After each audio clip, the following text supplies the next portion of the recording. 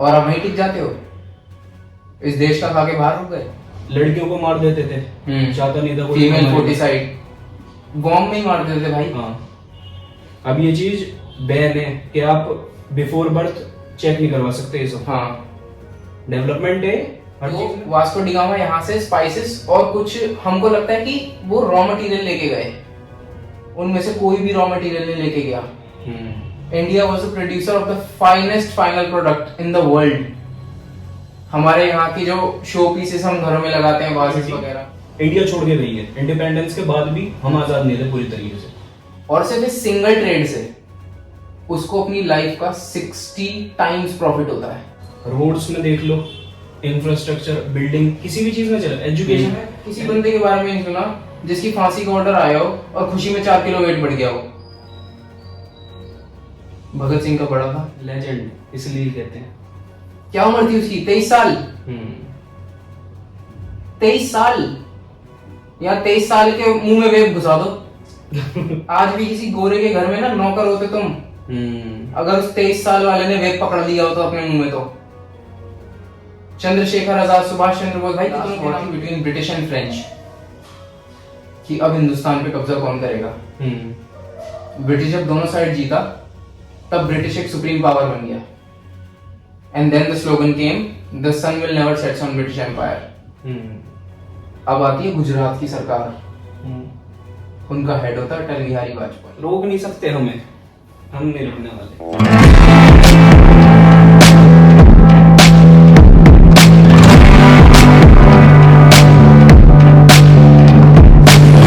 तो एक specific chronological order में ना कुछ यू कैन से विजिटर्स दूसरी कंट्रीज से हमारी कंट्री में आते हैं। The first visitor we have was Vasco da Gama, जो केप ऑफ गुड होप से आया था इंडिया के कोस्ट की तरफ।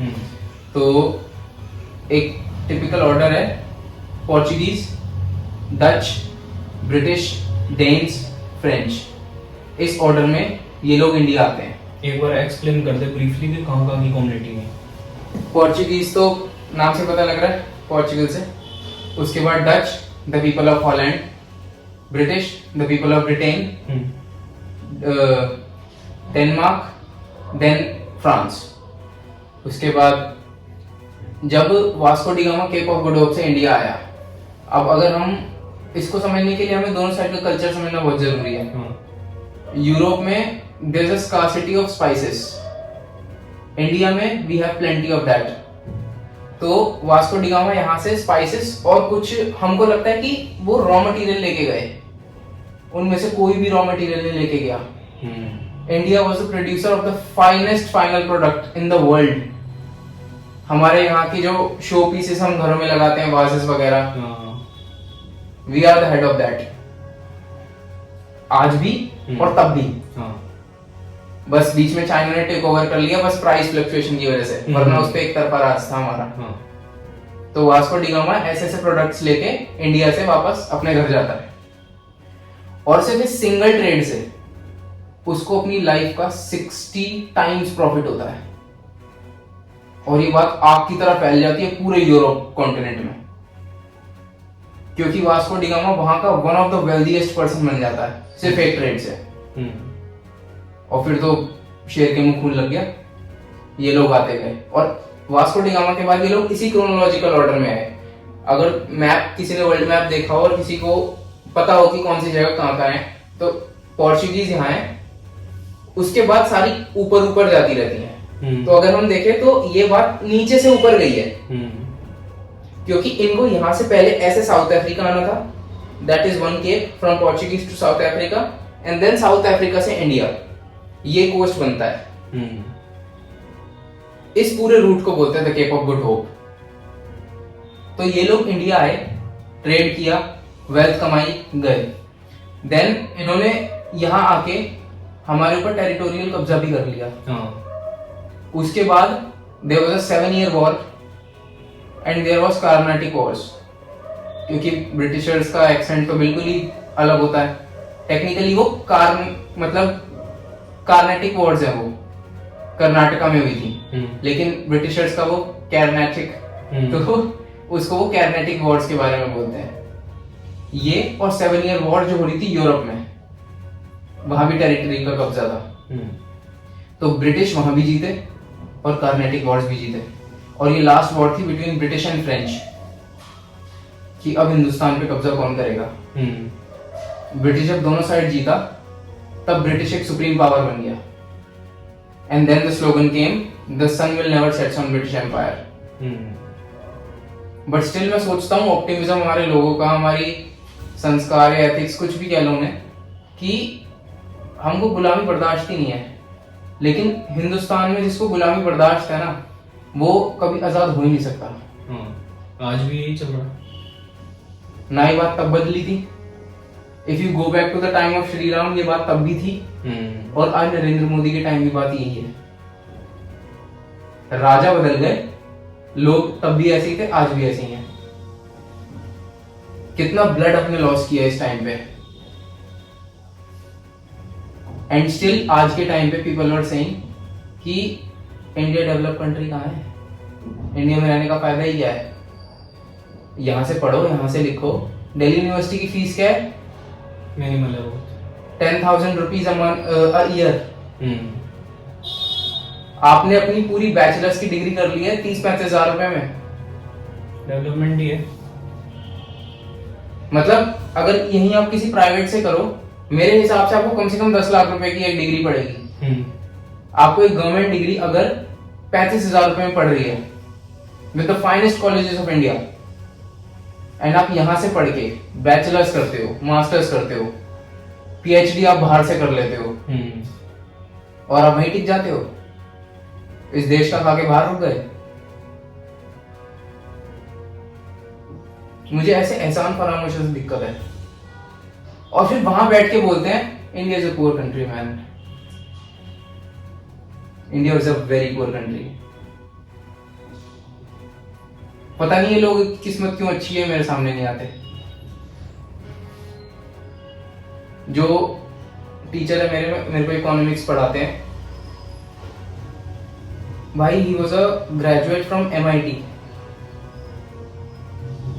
The time he was graduated from MIT ना, उनको वहीं से ही ऑफर आ गया to be a professor at MIT। And just think about the ideology of that person. वो बंदा अपने देश आ गया कि अगर मेरे में सच में टैलेंट है, कि MIT के हाई क्लास प्रोफेशनल्स वहां के गोरे मुझे बोल रहे हैं कि हमारे इंस्टीट्यूट में पढ़ाओ, तो अगर मेरे में सच में टैलेंट है तो मैं अपने देश के बच्चों को नहीं संभालूंगा। As people of India, we are born out of that spirit, and still people said India is a poor country. मुझे तो समझ ही नहीं आता ऐसे लोगों की आइडियोलॉजी क्या होती है कि डेवलपमेंट नहीं हुई है, कुछ नहीं हुई है। क्या हुआ भाई फिर? अब डेवलपमेंट ही हर चीज देख लो। पहले अगर आप लाइफ एक्सपेक्टेंसी की बात करें, उस टाइम पोस्ट इंडिपेंडेंस क्या रही होगी भाई? 25 से ऑलमोस्ट, मतलब अलग अलग बुक्स में अलग अलग राइटिंग्स है, लेकिन अगर मैं एक एवरेज मानूं ना, from 27 years to 35 years was the life expectancy of a person। 35 की उम्र में आप निकल लोगे। और अब क्या है? अब 70 to 80। ये डेवलपमेंट नहीं है। रोड्स में देख लो, इंफ्रास्ट्रक्चर, बिल्डिंग, किसी भी चीज में चला। एजुकेशन पहले क्या थी? एजुकेशन मतलब ही नहीं पता था उस टाइम किसी को। लड़कियों को मार देते थे, चाहता नहीं था कोई। फीमेल फोर्टिसाइड, बॉम्ब नहीं मार देते थे भाई। अब ये चीज बैन है कि आप बिफोर बर्थ चेक नहीं करवा सकते ये सब। डेवलपमेंट है हर चीज में। रोड्स देख लो पहले, अब आज के हिसाब से देखें हम, विलेजेस की रोड भी डेवलप हो रही है, हमारे हाईवेज हो गए, सिटीज रोड हो गई, सब डेवलप हो रही है। पहले इनमें अंतर था कुछ? पहले भाई क्या विलेज क्या वो सब जल रहा है, सब बराबर था पहले। हर चीज तो, हर जगह तो आग लगी थी जब ये गोरे छोड़ के गए हमें। सब लूट गए ना, हमारे पास कोई ट्रेजरी खत्म थी, ऑर्नामेंट्स नहीं थे हमारे पास। अभी जैसे तूने बंदे के बारे में बताया, हमारे यहाँ से स्पाइसेस लॉट यहाँ से बांसुरी गांव, ऐसे कितने बंदे आए हैं जो लूट मचा के गए हैं यहाँ से। तुझे पता है लास्ट में कौन सी कम्युनिटी इंडिया छोड़ के गई है? इंडिपेंडेंस के बाद भी हम आजाद नहीं थे पूरी तरीके से। एग्जैक्टली नहीं पता, correct me if I am wrong, comments में बताना कि मैं गलत बोल रहा हूँ। आई थिंक जो सबसे पहले आए थे वही सबसे एंड में गए, the Portuguese. From Goa. Portuguese. हाँ, गोवा सबसे लास्ट तक कैप्चर रहा है। 1960s 70s के आसपास, अगर मैं गलत नहीं हूँ, उस टाइम उन्हें यहाँ से निकाला गया है। डेवलपमेंट तो नजरिए पे है, हमें दिख रही है तो हम कह सकते हैं हाँ भाई धीरे धीरे आगे जाके हम कैप्चर कर सकते हैं, हाँ। ऊपर निकल सकते हैं और कंट्रियों से। बाहर के जो फिलोसफर हैं वो तक ये कह रहे हैं कि 10 साल में इंडिया की इकोनॉमी सबसे ऊपर हो जाएगी ऑल ओवर द वर्ल्ड। मतलब ये नोशन इस टाइम हर जगह है कि आने वाले 10 साल हिंदुस्तान के हैं। हाँ। लेकिन इन गधों को कौन समझाए जो हमारा देश ही छोड़ के जा रहे हैं, हमारे देश का खाके। कई हैं जो यहाँ भी हैं, कई हैं जो निकल जाते हैं बाहर फायदे के लिए। अब बाहर की पे थोड़ी अच्छी है यहाँ से, वो तो फॉरेक्स का है भाई, फॉरेक्स का फायदा पड़ता है। अभी जैसे हम एप्पल को ही देख लो आप, पीछे कोई भी प्रोडक्ट लेते हैं हम तो पीछे आता है designed in California and assembled in China. China सस्ता पड़ रहा था बनाने के लिए उन्हें, अब धीरे धीरे चाइना के पकड़ ढीली हो रही है, प्राइस ऊपर नीचे, वो थोड़ा दबदबा सा बनाना चाहते हैं हर बड़ी एमएनसी पे। इस वजह से शिफ्ट हो रही है इंडिया में ज्यादातर कंपनियां। अभी बहुत मोटा इन्वेस्टमेंट आने वाली है, बहुत मोटी, बाहर से कई कंपनी आने वाली है इंडिया में ऑब्वियसली। अभी देखें तो आईफोन के जो नॉन प्रो मॉडल्स हैं उनका बनना स्टार्ट तो सारे इंडिया में ही बन रहे हैं। मैंने जो अभी तक पढ़ा है 2024 या 25 तक जो नॉन प्रो मॉडल है वो बनी रहे हैं, प्रो मॉडल भी यहाँ बनने लग जाएंगे। तो मतलब आने वाले 1-2 साल में हाँ उनके प्राइस कम हो जाएंगे क्योंकि हमारे पास जो कस्टम ड्यूटी देनी पड़ती है वो नहीं देनी पड़ेगी। ऐसे ही तुझे ध्यान होगा पहले अमेरिका से हमें एटॉमिक पावर के लिए इंपोर्ट कराना पड़ता था, वहां हमारे पास पैसे जाते थे हमारे। जब मैं एटॉमिक पावर वाली स्टोरी सुनता हूँ ना तो कई बार मुझे गूज़बम्स आ जाते हैं। तुझे पढ़ भी रहा है तू अभी तो एक बार एक्सप्लेन कर सबको जो समझ आए अच्छी तरह से। डायरेक्टली एटॉमिक पावर पे नहीं जाता, थोड़ा बेस समझना जरूरी है। मेरे जितने भी मेंटर्स हैं वो ये कहते हैं कि आपको अगर कोई भी चीज प्रॉपरली समझनी है एक तरीके से तो उसका इतिहास जान लो पहले कि वो चीज कहाँ से आई है।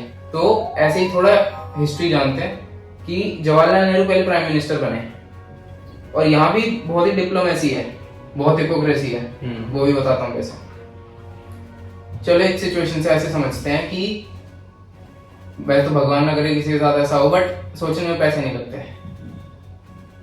समझो आप अपने घर में बैठे हो सुकून शांति से, मतलब टिपिकल वो कभी खुशी कभी गम वाला करण जौहर जैसा वो बनाता है खुशी का माहौल घर में।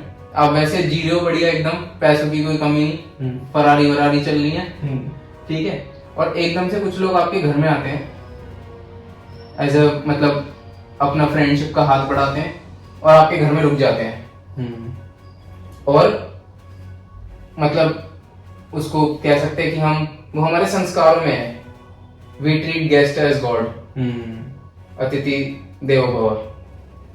तो उससे हम उन लोगों को रोक लेते हैं अपने घर के अंदर और वो लोग हमारे घर पे भी कब्जा कर लेते हैं, हमारे बिजनेस पे भी कब्जा कर लेते हैं, हमारी एजुकेशन पे भी कब्जा कर लेते हैं और हमारे घर को तोड़ फोड़ देते हैं बिल्कुल। मतलब टिपिकली इमेजिन करो कि तुम्हारे घर में किसी ने मतलब तुम्हारी पूरी पावर खींच ली, वेदर मतलब एजुकेशनल, इकोनॉमिकल और मतलब जितने तरीके से तुम स्ट्रेंथ गेन कर सकते हो वो सब तुम्हारी छीन ली गई है। अब तुम्हारा किसी पे कोई काबू नहीं है, तुम बर्बाद हो चुके हो। तुम्हारे पास एक घर बचा था और वो भी किसी ने बम से उड़ा दिया, सब कुछ टूट गया है और वो बंदा जा चुका है। या ये मान लो तुमने ही भगा दिया, but will be the next step. अब फायदा क्या है लास्ट में भगाने में जब सब कुछ खो ही दिया आपने? तो वहां हमने गलती करी, यही तो हुआ था हमारे साथ। लेकिन स्टिल हमने कभी ऑप्टिमिज्म नहीं खोया, हम ही ने उन लोगों को भगाया अपने घर से। लेकिन उसके बाद अगला स्टेप क्या आता है? डेवलपमेंट। जो टूट गया वो बनेगा ना दोबारा। अब हम वैसे कीचड़ में तो नहीं रह सकते। एंड पीपल से Jawaharlal Nehru was the worst prime minister ever had. बेवकूफ लोग, क्या हालत थी उस टाइम इंडिया में। अभी तूने बोला ना कि एक्सपेक्टेंसी कितनी थी, 25 साल से 75 इयर्स। हाँ, गेन जो हुआ है। ये चल उस टाइम मान ले कि उन्होंने बहुत ज्यादा कुछ नहीं कर दिया होगा, तो अगर मेरे सामने कोई जवाहरलाल नेहरू की मतलब बेइज्जती करता है या गाली वाली देता है ना भाई, मैं उससे बात ही नहीं करना पसंद करता। ये तो ऐतिहासिक मूर्ख आदमी है। क्या बात करोगे ऐसे आदमी से जिसको पता ही नहीं कुछ, जिसको कुछ नॉलेज ही नहीं है। जो नॉलेज का के लिखने में जिसके हाथ कांप रहा है, आप उससे क्या एस से लिखवाओगे? ऐसे कंडीशन में उस आदमी ने इस देश की कमान संभाली and we developed quite well. मेरे को तो डाउट नहीं है भाई। एटॉमिक पावर कमीशन, क्या विजन रहा होगा भाई उस आदमी का। उसने बोला कि हम एक मोटा अमाउंट हम तभी कैप्चर कर सकते हैं जब हम अपने टेरिटरी को सिक्योर कर लें। और उस टाइम नया नया आया था न्यूक्लियर का। यूएस से एक न्यूक्लियर स्टेट बन चुकी थी, और एक न्यूक्लियर स्टेट बनने के बाद जब ये डिक्लेरेशन हो गई कि United states of America has become a nuclear state, तो जवाहरलाल नेहरू को एक विजन आया कि अगर हम भी ये कर लें तो हम भी सिक्योर हो जाएंगे and we will use it for the peaceful purposes. अब जरूरी नहीं है आपके पास बंदूक हो तो आप वो चलाओगे, आप वो इसलिए डराने के लिए भी रख सकते हो कि ताकि सामने वाला आप पे ना चलाए, अपनी सिक्योरिटी के लिए। तो जवाहरलाल नेहरू का ये विजन था, लेकिन यूएसए ने वहां बड़ा कमीना गेम खेला। अब आप ये होता है ना, अगर मैं किसी को एजुकेशन दे दूं, कल को वो ताकतवर हो जाएगा। बी आर अम्बेडकर ने इतनी बढ़िया लाइन बोली थी इस पे कि education is the milk of a lioness, the one who consumes it starts roaring. अगर आपने किसी की मतलब ताकत बढ़ने से रोक दी ना, वो आपको गुलाम रहेगा जिंदगी भर। यूएसए ने इसी थिंकिंग के साथ इंडिया को हिट किया। उसने बोला कि हमारे पास न्यूक्लियर है ना, पैसे क्यों वेस्ट कर रहे हो? क्या पता आपके साइंटिस्ट गलत बनाए, दोस्त बनने की कोशिश। क्या पता आपके साइंटिस्ट गलत बनाए, पहली बार में तो हमारे वालों ने नहीं बनाया था। तो आप एक काम करो, फाइनल प्रोडक्ट हमसे लो, आपकी मेहनत कर रहे हो। और उस टाइम क्योंकि हम बात कर चुके हैं, एजुकेशन बहुत अच्छी नहीं थी, बट स्टिल बहुत ही ब्रिलियंट पॉइंट्स थे उस टाइम। तो न्यूक्लियर यूएसए से इंडिया आता है। अब जब वो इंडिया में आ जाता है ना, स्टिल एक उंगली होती है सबके अंदर कि यार ये तो बाहर का है ना, हमारा कहाँ है। अब आपके घर में आके कोई राशन डाल रहा है, आप कब तक खुश रह लोगे? कभी ना कभी तो आदमी आपको बातें सुनाएगा ना, कभी ना कभी तो वो आपको जताएगा कि तू मेरे ऊपर जिंदा है। जैसे हम कार इंडस्ट्री में भी देखें, तो टाटा और महिंद्रा ही बच रहे हैं बस, सारे बाहर की तरफ, सारे बाहर के। अगर मेरे पास 60 लाख रुपए हैं, मैं मर्सिडीज लूंगा। क्यों? नाम है, क्योंकि वेस्ट एक नैरेटिव सेट करता है।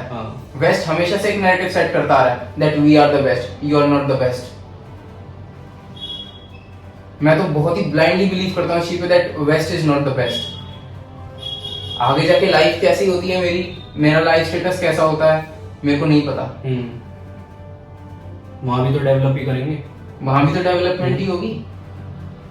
तो वहां से जवाहरलाल नेहरू ने अपने ही रेन में एज अ प्राइम मिनिस्टर उन्होंने एटॉमिक पावर कमीशन बनाया, जिसके हेड अध्यक्ष बने doctor Homi Bhabha. He was one of the most brilliant minds उस टाइम इंडिया में, वो उसके अध्यक्ष बनते हैं। और मतलब काफी लेजेंड्स हैं उनके नाम के। लोग ये भी कहते हैं जो उनसे मिले थे, वो ये कहते हैं कि in less than 2-3 minutes Homi Bhabha bomb बना देते थे। उनके पास कुछ भी हो, बेसिक चीजें हो, उससे बॉम्ब बना देंगे, ऐसा वो लोग कहते थे। तो ऐसे लेजेंड्स उस आदमी के हैं, तो वो छोटी हस्ती तो हो ही नहीं सकता। और वो भी ऐसे कामों में लेकिन ये जो खुद बनाने का था ना, ये सक्सेसफुल हो ही नहीं पाया बिकॉज यूएसए ने होने नहीं दिया। तो काफी दिक्कत हो गई। देन लाल बहादुर शास्त्री, इंदिरा गांधी, राजीव गांधी, ये लोग आए as a prime ministers, they all failed in the nuclear power project. उसके बाद होता है रेवोल्यूशन। अब आती है गुजरात की सरकार, उनका हेड होता है अटल बिहारी वाजपेयी। और इस टाइम तक यूनाइटेड स्टेट्स बहुत ही जल्दी से पेस पकड़ चुका था। सैटेलाइट्स उड़ा दी, मिसाइल्स उड़ा दी, मतलब उनकी टेस्टिंग ऐसे चल रही थी कि आज ये है तो कल ही हो गई। रिसोर्सेज की कमी नहीं थी ना। हाँ। अब जब भी वो कर रहे थे, हम बहुत धीरे धीरे कर रहे थे और वो बहुत तेज से कर रहे थे उस टाइम। तो एक उनकी सैटेलाइट थी, आई डोंट नो किसी मूवी में भी है, if I am not wrong, परमाणु मूवी थी जिसमें है पूरी इस पे ही है। हाँ, तो अटल बिहारी वाजपेयी का आइडिया था कि वो सैटेलाइट सिर्फ आधे या मतलब एक पोर्शन इंडिया पे उसकी नजर नहीं रहेगी। तो अपनी रेंज में उस आदमी का आइडिया था, अगर मैं गलत नहीं हूं तो आधे घंटे से 2 घंटे के बीच का कुछ टाइम था। कमेंट्स में बता देना एग्जैक्ट टाइम क्या था, मैंने मूवी नहीं देखी।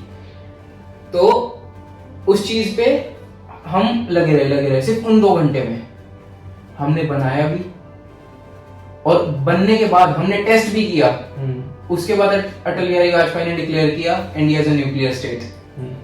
अब जब हमारा इतना मोटा पैसा जो हम गोरों को दे रहे थे वो देना बंद, उनकी ताकत हम पे से खत्म, ठीक है। उसके बाद एक नैरेटिव सेट हुआ कि dogs and Indians are not allowed. क्यों? क्योंकि अब ताकत कब्जा कैसे करेंगे और नैरेटिव अपसेट कैसे करेंगे? तो इन्होंने स्लोगन निकाले इंडियंस आर डॉग, क्योंकि अब दोस्ती जैसा तो कुछ है ही नहीं।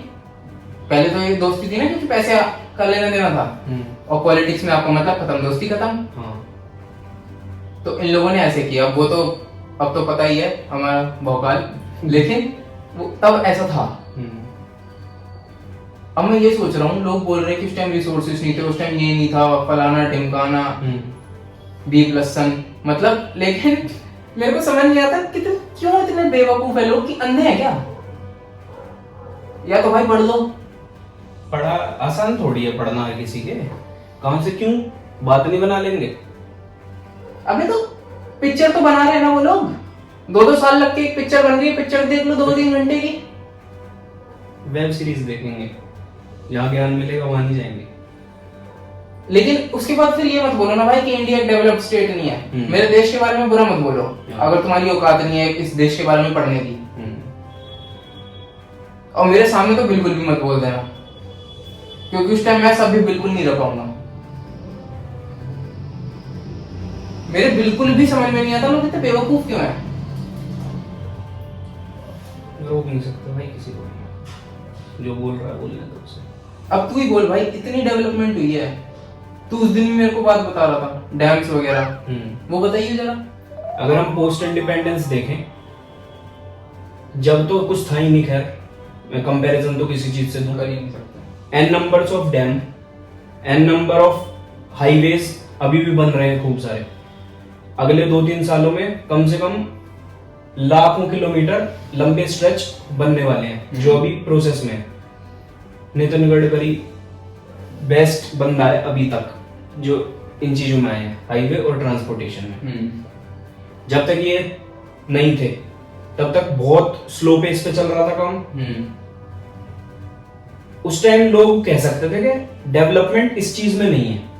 जब से इन्होंने संभाली कमान, उस टाइम से तो बिल्कुल अलग ही चल रहा है सब कुछ। जैसे आप दिल्ली और मुंबई का भी हाईवे बन रहा है, अभी हमारी अटल टनल बनी है, तो बहुत बढ़िया काम कर रहे हैं उस हिसाब से। अभी इन्होंने ट्रांसपोर्ट्स के लिए भी हम देखें तो ईवी पे बहुत ज्यादा शिफ्ट कर रहे हैं। 2026 तक डीजल व्हीकल्स बैन हो जाएंगे प्रोडक्शन। डेवलपमेंट कहाँ हो रही है भाई? ये डेवलपमेंट थोड़ी है, वो तो पार्लियामेंट की गेम खेल रहे हैं। ये डेवलपमेंट नहीं है। सोच, हमें समझ आ रही है तो हम ठीक है भैया। बात तो अब हर कोई बनाएगा ही अलग अलग, किस को रोक लोगे भाई? फिर ऐसे मत बोलना कि हम बहुत बड़े देश बनता है। ये फर्क है। एक मूवी से भगत सिंह मूवी देख के चार्ज अप हो जाना कि ये मेरा देश है, और 24 घंटे उस फील्ड में रहना, ये बहुत अलग बात है मेरे भाई। ये बहुत ही ज्यादा अलग बात है। और इसको समझना भी मतलब ब्लाइंड पैशन चाहिए इसके लिए। ये लॉजिक से आ ही नहीं सकता। मैंने शायद किसी बंदे के बारे में नहीं सुना जिसकी फांसी का ऑर्डर आया हो और खुशी में 4 किलो वेट बढ़ गया हो। भगत सिंह का बड़ा था। जब मेरे सर मेरे को स्टोरी सुना रहे थे भगत सिंह की, तो उस टाइम मैं यही सोच रहा था कि यार अगर मैं भगत सिंह की जगह होता और उस जेलर ने मेरे को पूछा होता कि यार बाद में होनी थी लेकिन दंगे होंगे तो तेरे को पहले होगी, अब तेरी आखिरी विश क्या है, मैं क्या करता? नॉर्मल बंदा तो डर ही जाता, रोता, डिप्रेशन में चला जाता कुछ टाइम के लिए। मैं बोलता मुझे मेरी माँ से मिलना है। लास्ट ऑप्शन तो वही बचता है। मुझे मेरी माँ से मिलना, उसके बाद जाना है दुनिया से। जिससे आया हूँ उससे तो मिल के जाऊंगा ना। वो बंदा एक किताब पढ़ रहा था उस टाइम, मार्क्स एंड लेनिन। उसने बोला 15 पेज बचे हैं, फिर चलें। क्या दिमाग रहा होगा यार। लेजेंड इसलिए कहते हैं। क्या उम्र थी उसकी? 23 साल। 23 साल या 23 साल के मुंह में वेब घुसा दो। ट्रेंड फॉलो करने वाले हैं आज के टाइम में। आता कुछ भी नहीं है, बस कॉपी। आज भी किसी गोरे के घर में ना नौकर होते तुम, अगर उस 23 साल वाले ने वेब पकड़ लिया हो तो अपने मुंह में, तो चंद्रशेखर आजाद, सुभाष चंद्र बोस, भाई कितनों के नाम लूं? 4 घंटे की खिंच जाएगी पॉडकास्ट। लेकिन फिर स्टिल डेवलपमेंट कहाँ है?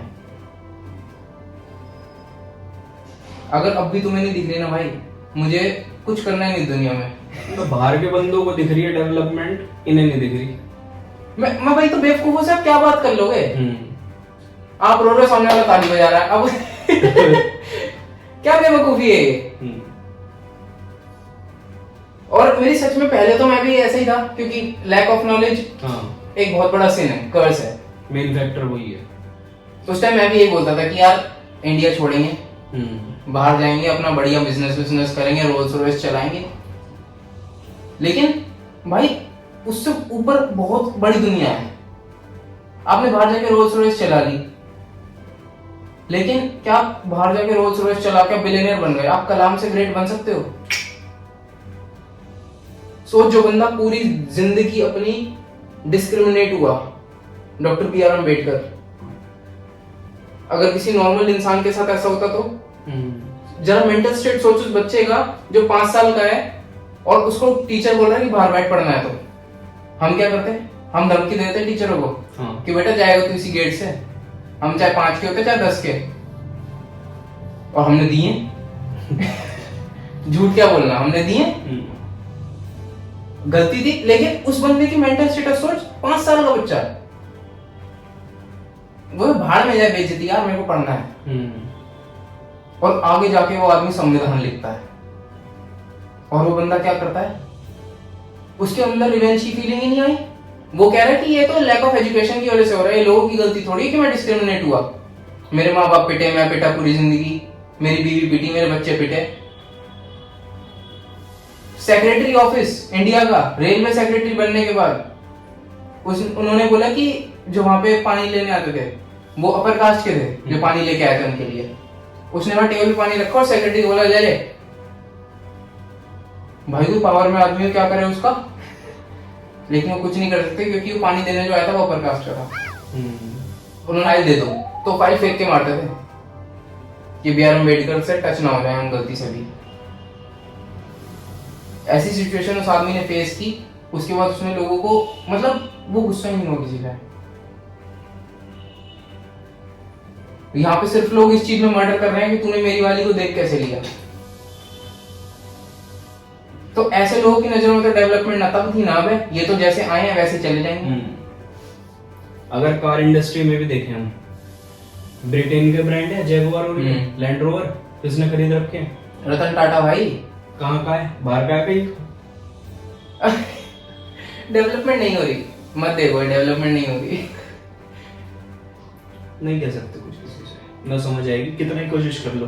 अगर आपको चेंज होना होगा तो आप खुद नॉलेज गेन करोगे, बोलना बंद करो। और क्या, बात बनाने से कुछ नहीं होता। 4 जने खड़े हो गए, भाई यहाँ ये नहीं हो रहा, वहाँ ये नहीं हो रहा, तू कर ले। और क्या, अरे तू कर ले जब तेरे में इतना दम है। ये कुछ web strawberry flavour, watermelon flavour, इनको ये कराओ। आसान है ना। अब माँ अपने सिगरेट पकड़ते देख रहे हो तो कूटे जाएंगे और स्मेल भी आएगी मुंह से। वेब में कहाँ, वेब में तो खुशबू, च्युइंगम खाई थी मम्मी। तो जो ऐसे भिखमंगे लोगों को आप क्या कर लोगे? आप कुछ नहीं कर सकते इनका, क्योंकि ये खुद कुछ नहीं कर पा रहे खुद का। ये अपने घर वालों को भी नहीं पाल सकते आगे जाके। जिस दिन तुम्हारे नाक मुंह से धुआं निकलना शुरू हो गया ना, और तुम्हारा उस पर कंट्रोल खत्म हो गया, तो तुम्हारा खुद पे से कंट्रोल खत्म हो गया। कंपनियां चिल्ला चिल्ला के बोल रही है कि इससे कैंसर होता है, गधे के बच्चे फिर भी पिएंगे। और रेगुलेशन, अगर आपको आता है रेगुलेट करना, फिर कोई दिक्कत नहीं है। मैं तो अभी ये मानता हूँ करो सब कुछ अच्छे से अच्छा काम, किसी चीज बुरे के से गुलाम बुरा मत काम। बनो। गुलाम मत बनो किसी चीज, आदत लत मत पालो किसी भी चीज की, ट्राई सब करो। और क्या, जब भगवान ऊपर पूछेगा तुम मर जाओगे ये करके क्या है, क्या बताओगे वहाँ? ये भी छोड़ दिया वो भी छोड़ दिया। उस टाइम तो लिस्ट होनी चाहिए, हम शायद एक पुरानी पॉडकास्ट में बोल चुके हैं ये बात, उस टाइम तुम्हारे पास एक लंबी लिस्ट होनी चाहिए कि मैं आधे घंटे बैठा हूं, मैं भगवान जी पढ़ लूं। ये करके आया हूं मैं, बेकार नहीं गया मेरा। और क्या, बुरे काम भी किए, अच्छे काम भी किए, भला भी किया, नुकसान भी किया, खुद का भी किया, दूसरों का भी किया। लाइफ है। और जो किया दुख नहीं है किसी भी चीज पे। लेकिन इंडिया का डेवलपमेंट बहुत और पहले मैं यही सोचता था भाई कि लोग बाहर जा रहे हैं, क्या है, क्या सीन है, मैं भी बाहर जाऊंगा। लोग, और मैं लिटरली गाली देता था जब लोग बोलते थे ना मेरा भारत महान, मैं गाली देता था कि घंटा मान।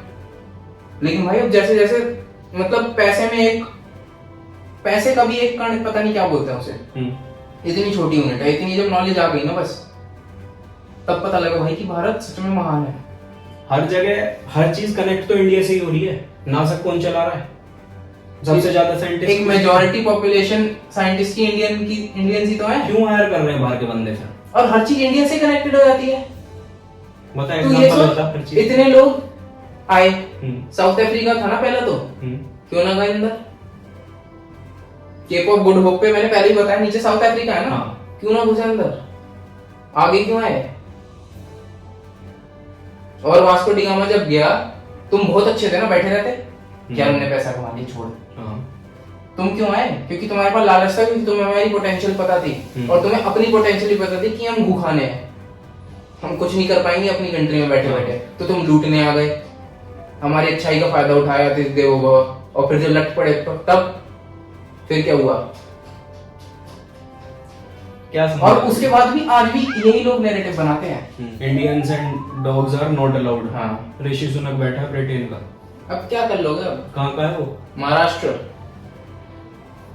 अब लोग उसको कहते हैं कि वो इंडियन सिटीजन नहीं है तो इंडियन ना, रेस कहाँ की है? इंडियन है, रोक नहीं सकते हमें, हम नहीं रुकने वाले। ये तो बात तय है भाई, इंडिया से ग्रेट कंट्री ना है, ना थी, ना होगी। मतलब इस चीज पे कुछ भी कर लो, इंडिया से ग्रेट है ही नहीं, तुम मेरा इमोशन चेंज कर ही नहीं सकते।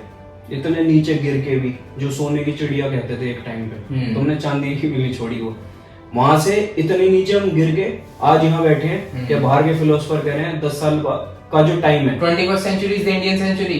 क्यों नहीं है पोटेंशियल हमारे अंदर? और वो स्कॉलर्स है मेरे भाई, वो भूखाने नहीं है जो बाहर नाले पे बैठ के बीड़ी पीते हैं, वो स्कॉलर्स हैं। अगर वो बोल रहे हैं वो बेवकूफ हैं, बट स्टिल हमारे वालों को इंडिया का डेवलप, बट स्टिल भाई मेरे देश से के बारे में बुरा बोलोगे, सुनोगे, बहुत बुरा सुनोगे। रोक नहीं सकते हमें, हम नहीं रुकने वाले।